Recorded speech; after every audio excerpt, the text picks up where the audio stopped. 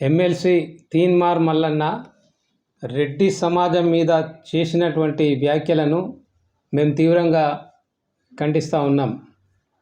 ఒక కులాన్ని ఒక సమాజాన్ని పట్టుకొని దుర్భాషలాడడం, వలసరు తెలంగాణ వాళ్ళే కాదు వాళ్ళు అని చెప్పి అభియోగం మోపడం, ఇది ఎంతవరకు కూడా సమంజసం కాదు. వందల వేల చరిత్రను ఆయనే తప్పుదారి పట్టించిన విధంగా ఉంటుంది. బీసీలకు రాజ్యాధికారం అని చెప్పి వారు స్లోగన్ ఇస్తారు. ఓకే, బీసీలకు రాజ్యాధికారం అని మీరు స్లోగన్ ఇవ్వడంలో తప్పులేదు.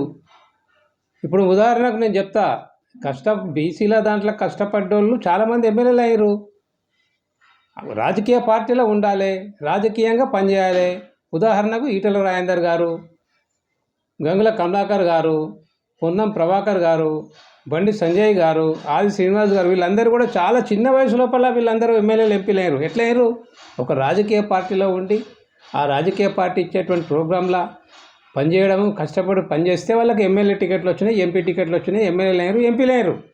అంతేగాని రాజకీయ రంగంలో లేకుండా మేము ఎమ్మెల్యేలు కావాలి, ఎంపీలను కావాలంటే అది రాజకీయాల పరిపక్వత లేని విధంగా ఆయనే మాట్లాడుతుండు.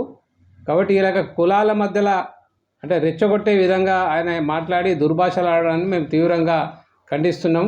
అదైనా ఎమ్మెల్సీ పదవికి అది తగదు అని చెప్పి ఆయన పద్ధతి మార్చుకోవాలి. ఇది బాగాలేదనేటువంటిది నేను ఆయనకు సూచన చేస్తూ నమస్తే, జై భీమ్, జై భారత్. మల్లన్న చరిత్ర చూద్దాం ఒకసారి మనం.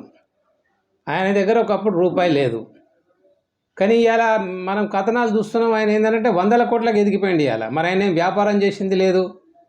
ఆయన కేవలం ఒక మీడియా అనేటువంటిది ఒకటి పెట్టుకొని 100 కోట్ల రూపాయలు సంపాదించడానికి 100 కోట్ల రూపాయలకు నువ్వు అధిపతి ఎట్లయినా అనేటువంటిది నువ్వు చూపించగలుగుతావు. నీ మీద చాలా అభియోగాలు ఉన్నాయి.